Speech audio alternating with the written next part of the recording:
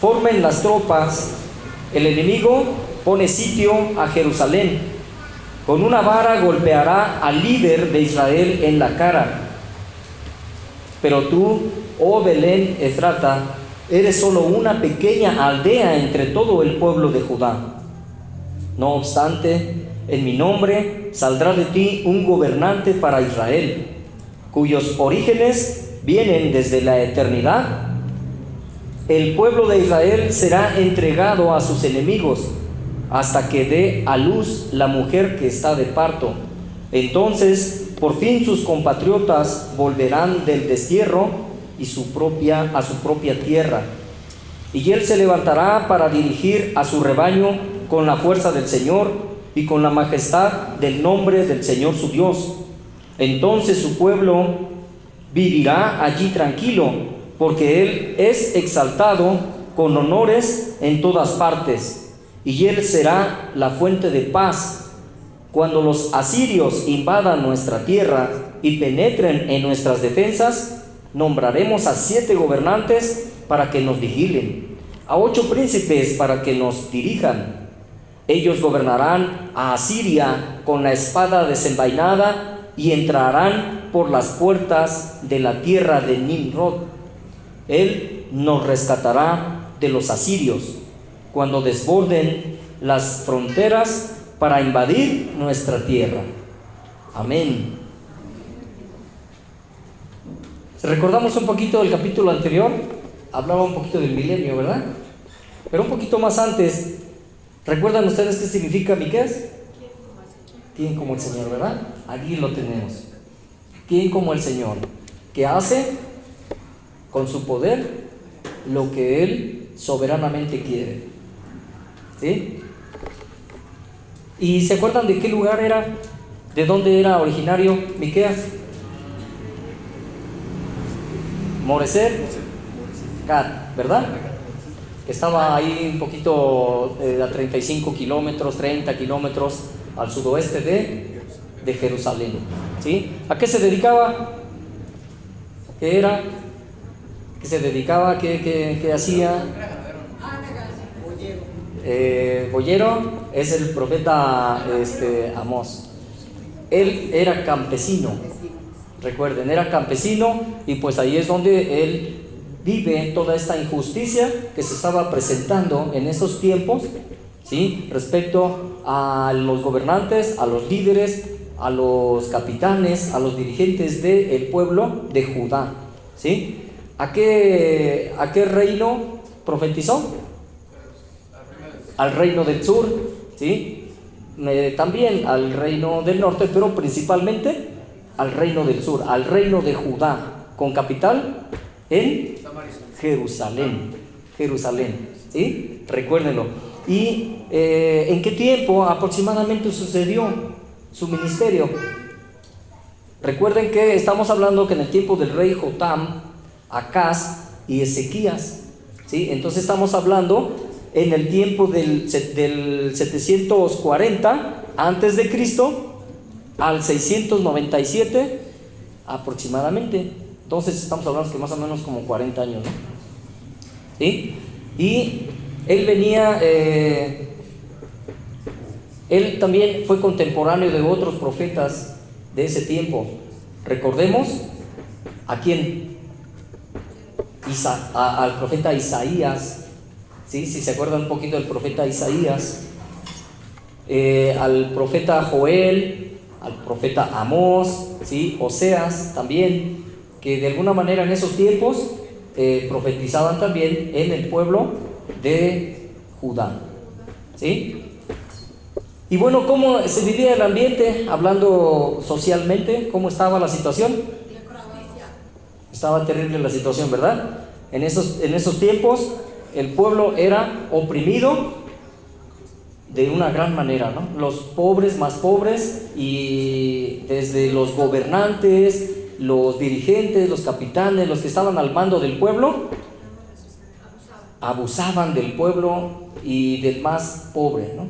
A las viudas les quitaban sus terrenos, sus heredades, ¿sí? Porque les gustaban los terrenos, porque eran buenos, en donde pues la siembra se daba muy bien y la cosecha, pues se me antojaba y les quitaban sus heredades, ¿no? Hectáreas de tierra, ¿sí? Y pues de alguna manera, ¿qué se vivía? Había desigualdad, había codicia, ¿sí? Abuso, había violencia, mataban. Incluso vemos que la esposa en el reino del norte, la esposa del rey de Jeroboam II, ¿sí? ¿Cómo se llama su esposa? Déjame acuerdo. Ajá, Jezabel, pero era de Acaz. ¿Cómo es de que, pues de alguna manera, les gustaba un terreno y mataban hasta al dueño del terreno, ¿no? De alguna forma se quedaban con las tierras y no les importaba matar. Entonces había muerte, había destrucción, y pues todo eso que generaba, pues unas consecuencias, todas esas consecuencias de que eran del pecado, ¿no? Sí, había mucha maldad, idolatría, y pues lo que Dios les dijo primeramente que no hicieran, entrando a la tierra prometida, es lo que vinieron a hacer, ¿no?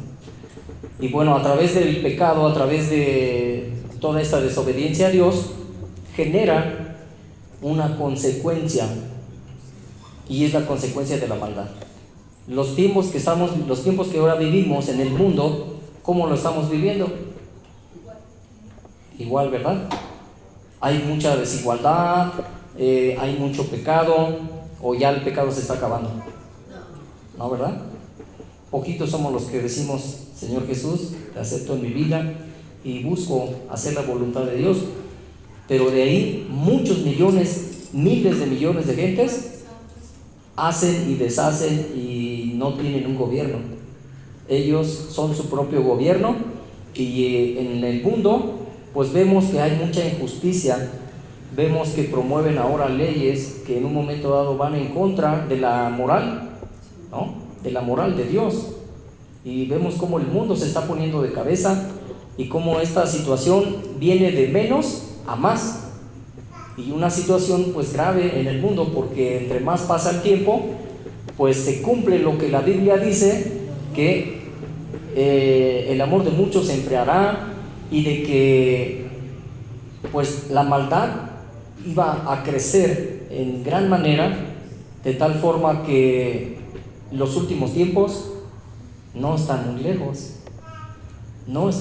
Por ahí estamos escuchando que hay guerras ahí en Ucrania, y vemos cómo pues Rusia se empeña en destruir a Ucrania y quedarse con un terreno de igual manera, porque se le antoja, ¿no? Porque lo quiere, porque le conviene.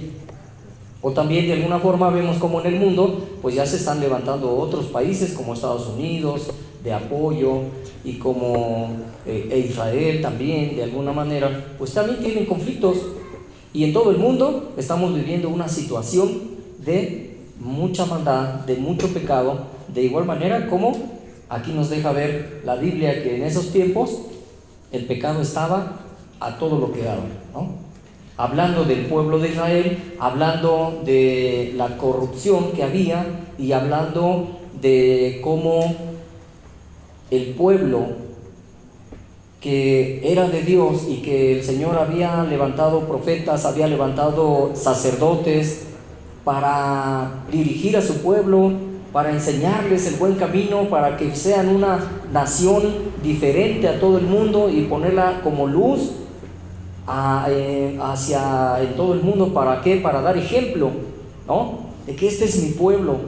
Y en esos tiempos los demás pueblos conocían a Israel, conocían a Judá, y sabían de dónde venían, y sí conocían y sabían que Dios con su poder los había sacado de Egipto, con esas 10 plagas. ¿Cómo le fue a aquel rey faraón en Egipto? Con mano poderosa Dios los sacó y los llevó a un lugar en donde fluía la leche y la miel. Pero ahora vemos, y en ese tiempo había naciones que envidiaban a Israel, a Judá, no los querían o los amaban. No los querían, ¿verdad? No los querían. ¿Por qué? Porque era el pueblo de Dios. Más atrás de eso, obviamente sabemos que ¿quién estaba? Satanás. El diablo siempre se ha opuesto a la voluntad, a la buena voluntad de Dios. Y Dios tenía un plan para toda la humanidad a través de su pueblo, ¿sí? De que había promesas, había profecías, de que desde Abraham, cuando Dios le dijo, en ti serán bendecidas todas las familias de la tierra. No les dijo unas cuantas, ¿verdad? Les dijo todas. ¿Por qué? Porque Dios es bueno, porque Dios es misericordioso, porque Dios tenía un plan y tiene un plan y está siguiendo ese plan y se está moviendo entre su pueblo desde ese tiempo hasta ahorita. Y vamos a ver cómo a través de la Biblia, a través del profeta Miqueas, Dios nos permite ver el plan tan grande, glorioso, hermoso que tiene para la humanidad, principalmente hablando para su pueblo. Pero el otro contraste, vamos a ver también cómo el pueblo de Dios sufrió las consecuencias de su pecado. Y yo quiero que nosotros nos pongamos en ese contraste, en ese lugar en donde somos parte del pueblo de Dios. El Señor nos ha alcanzado, hemos decidido por recibir al Señor Jesucristo, y la palabra ahora nos lo dice. Ahora somos hijos de Dios, ahora Dios nos ha salvado, ahora nuestro pecado lo ha echado al fondo del mar. Dios ya no se acuerda de nuestro pecado. Pero, ¿qué nos pide el Señor Jesucristo? ¿No? Que seamos sus discípulos, que le sigamos, que seamos como Él, que busquemos la misericordia, el amor, que busquemos Él quiere nuestro corazón. Lo veíamos también, ¿no? en el Sermón del Monte. Y vamos a platicar un poquito de ahí.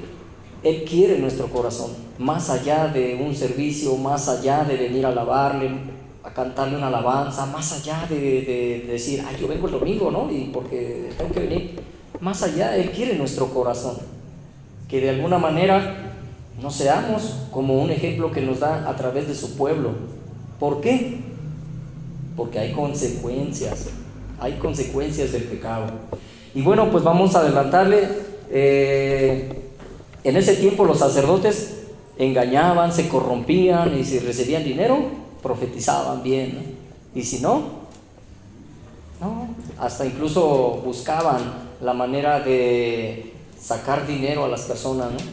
Hablándoles de que te va a ir mal si no apoyas a los profetas, si no me das dinero, Dios te va a castigar, ¿no? Porque yo soy el profeta de Dios, yo soy el sacerdote, yo soy el que Dios puso para ayudarte. Y bueno, pues de alguna forma, recordando también la expulsión del reino de Israel, recordemos que fue en el año 733 y a más o menos al 722 antes de Cristo.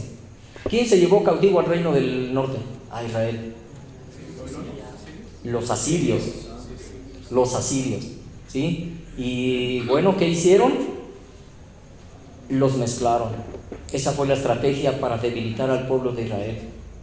No los querían, las demás naciones no querían al pueblo de Israel, sabían que era el pueblo de Dios, y sabían que Dios, porque antes muchas batallas habían ganado de una manera prodigiosa, ¿sí? Desde el rey David, desde el rey Salomón, ¿no? Más del rey David, como había matado a tantos filisteos, ¿no? Y de alguna manera pues Dios se movía entre su pueblo, y las demás naciones veían como el pueblo de Dios siempre salía triunfante, ¿no? Pero también recordamos que el exilio del pueblo de Judá, ¿sí? El reino del sur, fue en los años 607 al 537 aproximadamente, ¿sí? ¿Quién fue el que llevó cautivo a Judá? ¿Y a dónde se lo llevaron? Ahora sí, a Babilonia, ¿sí? El rey Nabucodonosor. ¿sí? De alguna manera, pues vamos a estar también viendo un poquito las consecuencias que sufrió el pueblo judío por también la desobediencia a Dios, ¿sí? Por la idolatría y por todo lo que el profeta Miqueas está demandando, ¿sí? Y pues bueno, de alguna forma el pueblo de Dios desobediente. Muchas cosas hubieran cambiado, pero no fue así. Tuvo que llegar a un límite y Dios, el Señor, trae juicio a su pueblo. Y ahora vemos en el capítulo 5, ¿sí? Que dice así, en la segunda diapositiva, pues el tema, la consecuencia del pecado. Y recordando un poquito, capítulo 2, versículo 3, nos dice: pero esto es lo que dice el Señor: pagaré su maldad con maldad, no podrán liberar su cuello de la soga, no volverán a caminar con orgullo, porque será un tiempo terrible. Recordando también de que el 3:12, versículo 3:12, habla de que Jerusalén, la capital del reino de Judá, iba a quedar totalmente destruida. Dice que incluso que como para arada, ¿no? Totalmente, y que ningún cimiento iba a quedar levantado, todo iba a quedar todo destruido, y así quedó, desafortunadamente, ¿no?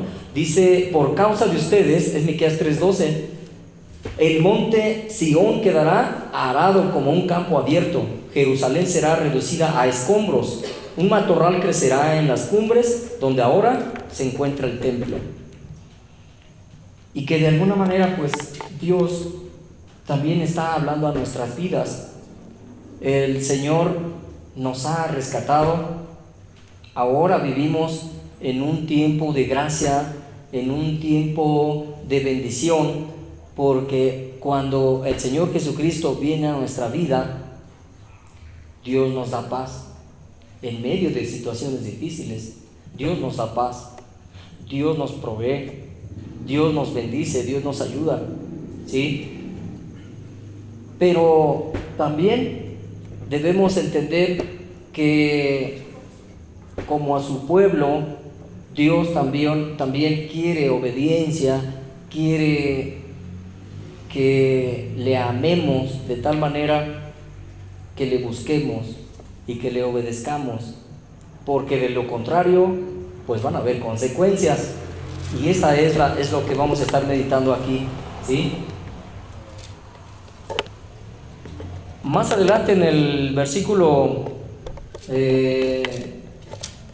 1, lo vamos a retomar, dice: formen las tropas, el enemigo pone sitio a Jerusalén, con una vara golpeará al líder de Israel en la cara. Es un juicio contra su pueblo. Pero si recordamos qué pasó con el pueblo de Judá cuando Nabucodonosor decide llevarse cautivo al pueblo judío, es sitiada la ciudad de Jerusalén por más de un año, hasta que no había que comer, y las personas padecían hambre, padecían sed, se comían unos a otros. Era una situación muy terrible. Llegaron a la situación del canibalismo, muy, muy terrible, porque recordamos también que una mujer le decía a la otra: nos comemos primero a tu hija o a la mía. Está terrible, ¿no? Y pues ahora vemos cómo también hay otros versículos paralelos. Pero antes de eso, en Segunda de Reyes 25, 1-7, nos describe una historia de un rey, el último rey que fue de Judá, que se llamaba Sedequías. Este rey, en los tiempos en que Nabucodonosor mandó a sitiar a la ciudad, él buscó huir, ¿sí? Y vamos a ver bueno, se los voy a leer, pero también vamos a ver un pequeño video, y pues vamos a estar ahí meditando un poquito cómo vivieron toda esta situación de consecuencia de su pecado, ¿sí? Dice Segunda de Reyes 25, 1 al 7. Si gustan, lo buscan con calma después, pero bueno, ahí tienen la cita. Dice: aconteció a los 9 años de su reinado, en el mes 10, a los 10 días del mes, que Nabucodonosor, rey de Babilonia, vino con todo su ejército contra Jerusalén y la sitió y levantó torres contra ella alrededor. Y estuvo la ciudad sitiada hasta el año 11 del rey Sedequías. A los 9 días del cuarto mes prevaleció el hambre en la ciudad, hasta que no hubo pan para el pueblo de la tierra. Abierta ya una brecha en el muro de la ciudad, huyeron de noche todos los hombres de guerra por el camino de la puerta que estaba entre los dos muros, junto a los huertos del rey, estando los caldeos alrededor de la ciudad. Y el rey se fue por el camino del Arabá. Y el ejército de los caldeos siguió al rey y lo apresó en las llanuras de Jericó, habiendo sido dispersado todo su ejército. Preso pues el rey, le trajeron al rey de Babilonia en Riblá, y pronunciaron contra él sentencia. Degollaron a los hijos de Sedequías en presencia suya, y a Sedequías le sacaron los ojos, y atado con cadenas lo llevaron a Babilonia. Qué terrible situación. Vamos a ver, aquí está el video para recordar un poquito. Y pues ahí está la cita. Y hermano Alan, le voy a pedir el favor si nos ayuda, a ver si pone play ahí.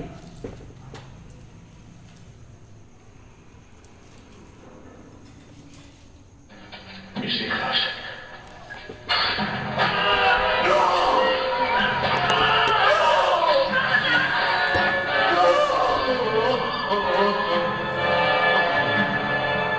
Es lo último que habrás visto mientras vivas. No es lo que dijo tu Dios.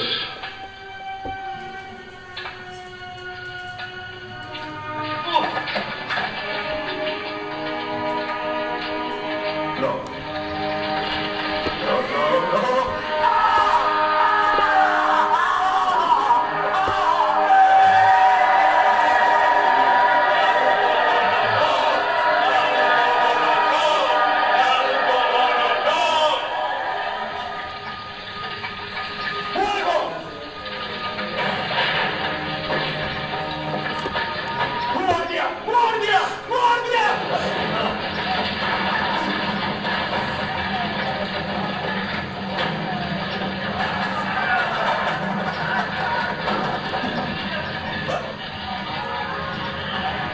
¿Eres Jeremías?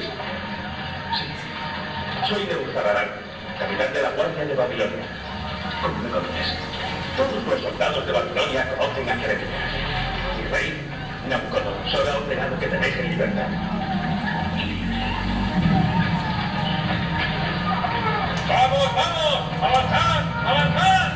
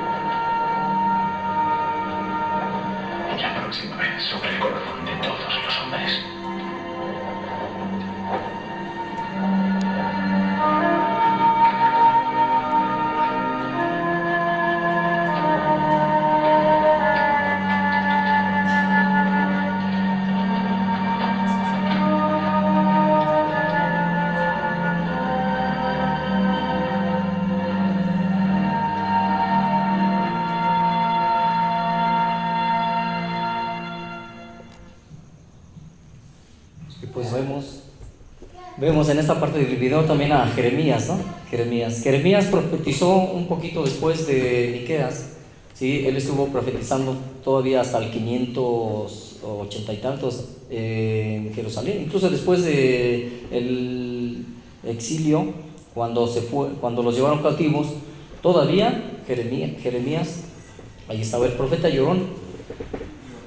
El profeta llorón, él sufría por ver toda la desgracia que su pueblo iba a padecer, pero aún profetizando 40 años, el pueblo de Dios no se arrepintió. Y bueno, vino la consecuencia de la maldad, y estábamos viendo cómo quedó destruido. Quemaron el templo que Salomón había edificado para el Señor, saquearon todos los utensilios que se utilizaban para adorar al Señor, todo lo que es oro, plata, y totalmente destruido, ¿no? Hablando de cosas materiales, pero con las vidas pues fueron totalmente mucha gente que murió, niños, mujeres y grandes y de todos, ¿no? Pero hay algo también importante, que cuando vino se los llevaron cautivos, muchos los mataron. ¿Por qué? Porque muchos huyeron hacia Egipto, ¿sí? ¿Y cuál era la orden de parte de Jeremías? Que tenían que ser obedientes y que tenían que irse a donde los llevaban cautivos, porque Dios tenía ya un plan, ¿no? Pero fueron rebeldes y muchos murieron, muchos no se salvaron. Pero estamos viendo cómo las consecuencias del pecado. En el mundo hay pecado, hay maldad, y Dios va a destruir el pecado. Y va a destruir a muchas personas que no se arrepienten, que no creen en el Señor Jesucristo, y que en un momento dado Dios va a decir: hasta aquí, se acabó el tiempo. ¿Sí? Por eso de ahí la importancia también de estar compartiendo, de estar hablándole a tu amigo, a tu hermano, a tu familia. Tenemos los grupos familiares en donde podemos estar invitando a las personas, a los amigos, a los vecinos. Muchas veces nos da pena, pero ¿por qué no les podemos estar compartiendo el mensaje, la salvación, el evangelio a las personas? ¿Por qué no lo hacemos?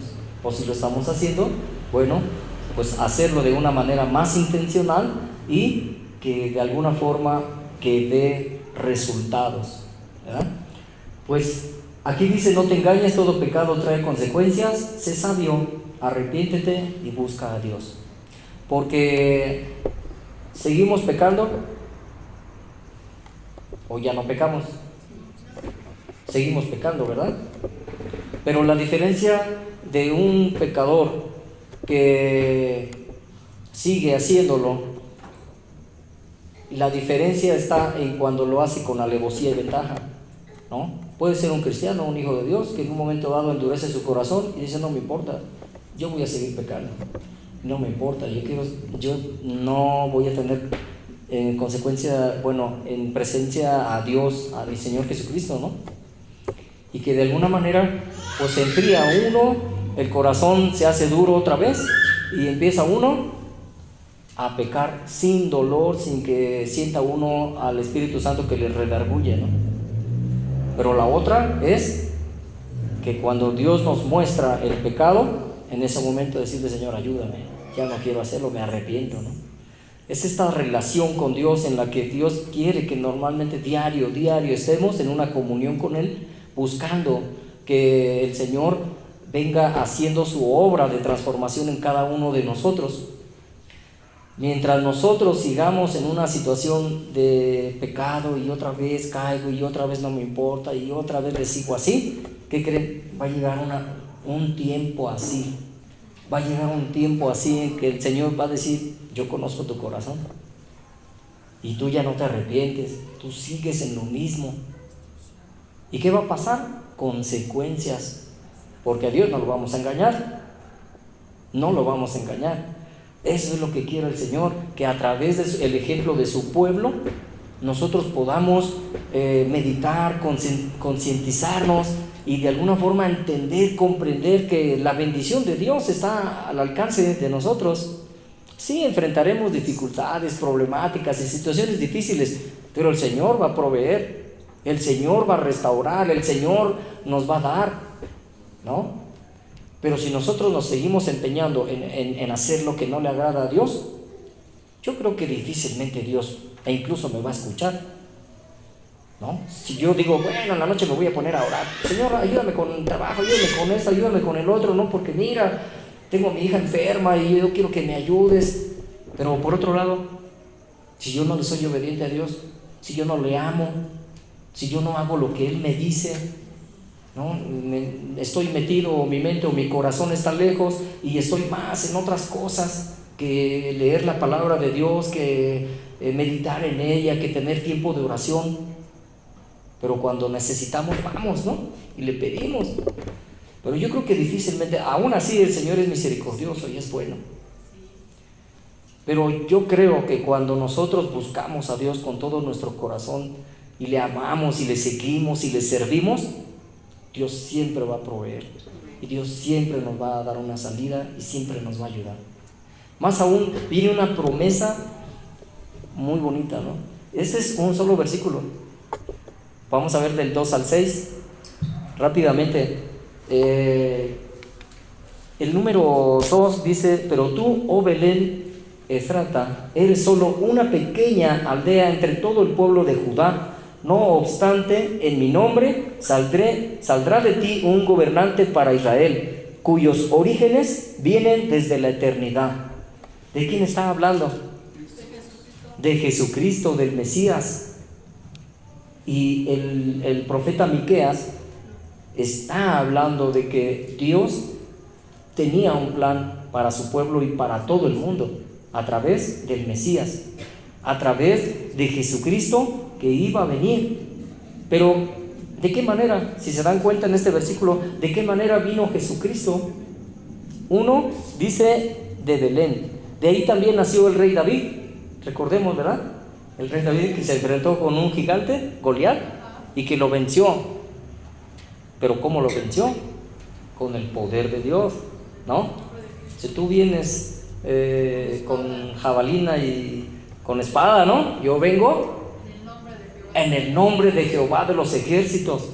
La fe, la confianza en Dios y de saber de que el que iba a triunfar era Dios, no él. Así se enfrentan los gigantes. Y vemos que David también era de ese pueblo de Belén. Y aquí también vemos en Mateo 2:6: y tú, oh Belén, en la tierra de Judá, no eres la menor entre las ciudades reinantes de Judá, una pequeña ciudad de donde nace Jesucristo, ¿no? El Rey de Reyes, Señor de Señores. Porque de ti saldrá un gobernante que será el pastor de mi pueblo Israel. ¿Sí? Una profecía que se cumplió, ya se cumplió, ¿verdad? Ya vino el Señor Jesucristo y ya nació, y ya el Señor Jesucristo murió en la cruz y no vino para juzgar. Decía, no vengo para juzgar, pero sí vengo a dar vida, ¿no? Vida en abundancia, a que se cumpliera la ley. Dice, no vengo a abolir la ley, vengo a cumplir la ley, ¿no? Tenía que morir Jesucristo, nuestro Señor. ¿Para qué? Para que Dios pudiera salvar a la humanidad. Solamente a través de Cristo tenemos salvación, ¿sí? No hay otro mediador entre Dios y los hombres que solamente Cristo Jesús, ¿sí? Así que pues está la Biblia y ahí nos lo muestra. Y también hay otro pasaje donde nos habla, es Isaías 9:6: pues nos ha nacido un niño, un hijo se nos ha dado, el gobierno descansará sobre sus hombros, ¿sí? O sea que iba a ser gobierno, iba a ser rey, ¿sí? Recordando que los reyes magos, o qué podemos decir, estos personajes que se ven en la Biblia, que en un momento dado son astrólogos, traen regalos al niño Dios y recordando, mirra, oro e incienso, ¿no? Oro porque iba a ser rey, incienso porque iba a ser sacerdote. Él es nuestro sumo sacerdote, Él es el que intercede por nosotros y Él es el que ha muerto por nosotros, y ahora por Él tenemos entrada al trono de gracia, a la presencia de Dios. Pero también mirra porque iba a ser profeta, y como todos los profetas, ¿qué les hacían? Los mataban. De igual manera Jesucristo murió, pero resucitó, ¿sí? Y aquí dice: y será llamado Consejero Maravilloso, Dios Poderoso, Padre Eterno, Príncipe de Paz. Y de alguna manera ya lo estamos viviendo. El Señor Jesucristo es Rey ahora. ¿Es Rey? ¿Es Rey? Él mismo lo dijo: el reino de Dios se ha acercado. Y ahora, cuando Él se fue, ¿qué le dijo a sus discípulos? Que volvería. Pero antes les dijo que tenían que estar orando, porque iba a mandar el Padre de Jesucristo, de Dios, a un consolador. ¿Quién iba a mandar? Al Espíritu Santo, ¿sí? Y ahora el Espíritu Santo, que es Dios y la tercera persona de la Trinidad, está en este mundo y habita ¿en dónde? En el corazón de cada creyente, de cada hijo de Dios, de cada uno el que ha recibido a Jesucristo en su corazón de una manera verdadera. Y ahí es donde el Espíritu Santo reina en nuestro corazón, es el que nos redarguye. Mira, el Espíritu Santo es el que nos permite amar, perdonar, el que nos permite vivir una vida de paz, de tranquilidad, aún en situaciones difíciles. El fruto del Espíritu, ¿no? Está en Gálatas: amor, gozo, paz, paciencia, benignidad, ¿sí? Sí, de alguna manera eso es lo que nosotros podemos vivirlo. Y muchas veces decimos: Señor, pero ¿por qué yo estoy tan inquieto? ¿O por qué me desespero? ¿O por qué a veces no? Bueno, pues somos seres humanos y que de alguna manera es una lucha que nosotros normalmente siempre estamos día con día enfrentando. ¿Por qué? Pues la carne siempre va a llamar a que pequemos, ¿no? El mundo siempre nos va a jalar y nos va a decir: vente, vámonos. Si me gusta el alcohol, no va a haber quien te invite una copa. Y así cualquier pecado que me digas, lo que te guste, siempre va a haber alguien quien, ¿no? Satanás está en este mundo, sí, es el príncipe de la potestad del aire, lo dice la Biblia, ¿no? Y es el rey de este mundo, y Dios le ha otorgado cierto poder, pero más grande es el que vive en mí, ¿no? El que está en el mundo. Por eso podemos triunfar ante la tentación, ante Satanás. No podemos decir que Satanás nos hace caer en la tentación y nos hace pecar. No. ¿Por qué? Porque si estamos en la palabra de Dios, si confiamos por fe, sabemos que Dios nos ha salvado, que Dios nos ha rescatado y que somos hijos de Dios, vamos a tomar el camino correcto y vamos a prevalecer. Y hay una promesa grandiosa para cada uno de nosotros, de aquel que le sigue a Jesucristo con todo su corazón, ¿sí? Porque no podemos decir: mira, me porto como quiera, al fin que Dios ya me salvó y yo me voy al cielo. No somos de ese pensamiento, ¿sí? Vamos a ver la predicción del Mesías, el niño Dios en Belén, ¿sí? Y vemos, nos podemos pasar horas platicando qué pasó ahí y cuántos niños murieron, ¿sí? Por eso el Día de los Santos Inocentes, ¿no? El 28 de diciembre. ¿Cuántos niños murieron? Este rey mandó a matar a todos los niños menores de 2 años, ¿no? Herodes, ¿no? Y bueno, pues Isaías capítulo 11 del 6 a 9 nos habla un poquito de lo que Miqueas a partir del versículo 3 nos muestra. Dice el 3: el pueblo de Israel será entregado a sus enemigos hasta que dé a luz la mujer que está de parto. Entonces por fin sus compatriotas volverán al destierro de su propia tierra. O sea que el pueblo de Judá iba a ser llevado cautivo, pero había una profecía, ¿verdad? ¿Qué decía? Que en 70 años el pueblo iba a regresar después de 70 años. Incluso en el libro de Daniel lo habla, ¿no?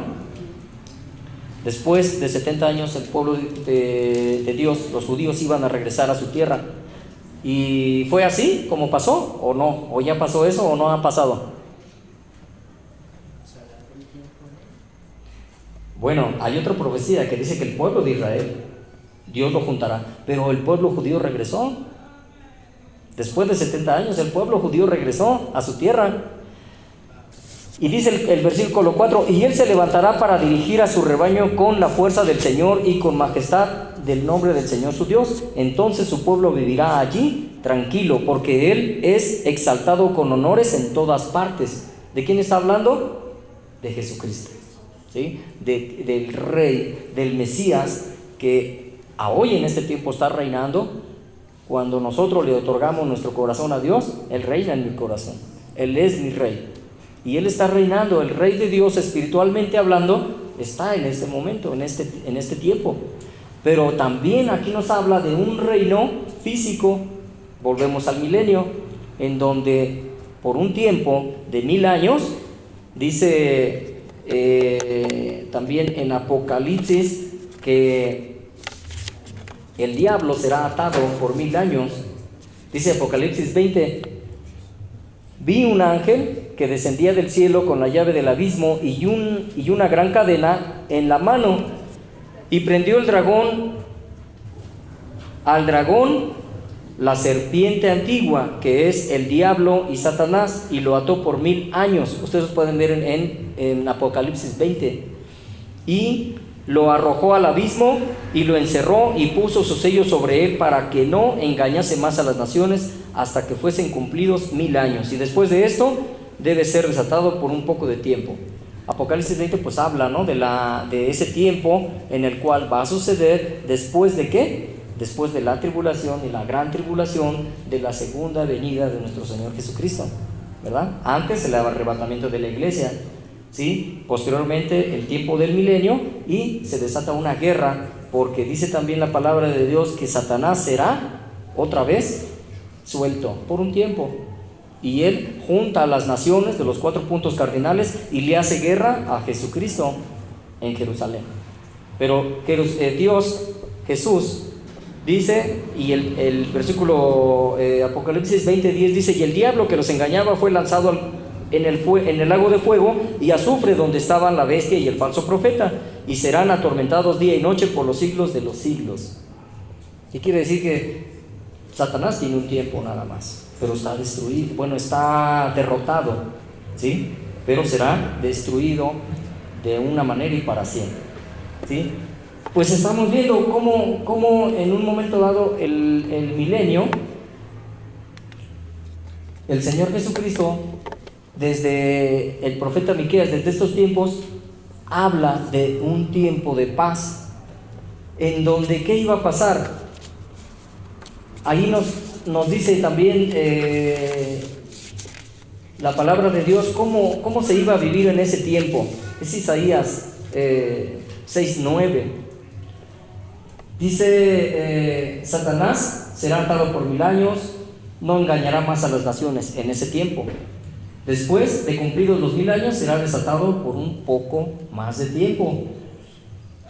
De nuevo saldrá a engañar a las naciones para hacer guerra.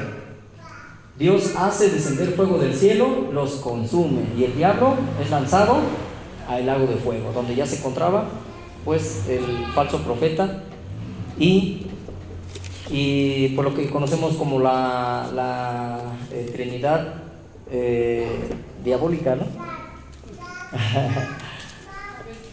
Así es. Isaías 11, 6 al 9 dice: en ese día el lobo y el cordero vivirán juntos, y el leopardo se echará junto al cabrito, el ternero y el potro estarán seguros junto al león, y un niño pequeño los guiará a todos. La vaca pastará cerca del oso, El cachorro y el ternero se echarán juntos, y el león comerá heno como las vacas. El bebé jugará seguro cerca de la guarida de la cobra. Así es, un niño pequeño meterá la mano en un nido de víboras mortales y no le pasará nada. En todo mi monte santo no habrá nada que destruya o que haga daño, porque así como las aguas llenan el mar, así también la tierra estará llena de gente que conocerá al Señor. Entonces, de alguna forma, estamos viendo cómo va a ser ese tiempo del milenio. La pregunta es si nosotros vamos a estar ahí o en dónde vamos a estar. Bueno, ya lo dejaremos para la próxima. Tarea, pues hay que investigar ahí cuántos reyes fueron en el reino de Judá, cuántos reyes en el reino del norte, y pues vamos a terminar, ¿sí? ¿Qué les parece?